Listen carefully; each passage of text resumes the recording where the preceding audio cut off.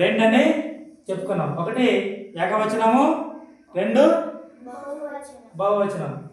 ఈరోజు ఈ బహువచనం అంటే ఏమిటో నేర్చుకుందాం. బహువచనం అంటే ఏమిటి? ఒకటి కంటే ఎక్కువ వస్తువులను కానీ వ్యక్తులను కానీ తెలిపే పదాలను బహువచనము అంటారు. అంటే ఒకటి కంటే ఎక్కువ ఉంటాయి. 2 కానీ 3 కానీ 4 కానీ 5 కానీ ఎన్నైనా ఉండొచ్చు. ఒకటి దాటితే దాన్ని బహువచనం అని అంటాం.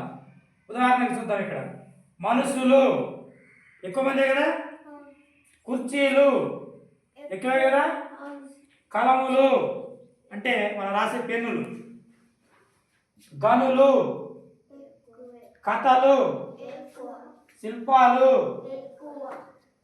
పొరలు, శాల కదా ఒకటి కంటే ఎక్కువ, పదములు ఒకటి కంటే ఎక్కువ ఉన్నాయి, సిరులు ఒకటి కంటే ఎక్కువ ఉన్నాయి. బహువచనం అంటే అర్థం ఏంటి? ఒకటి కంటే ఎక్కువ వస్తువులు ఉంటే దాన్ని బహువచనం అని అంటాము. ఓకేనా? గుర్తుంటుందా?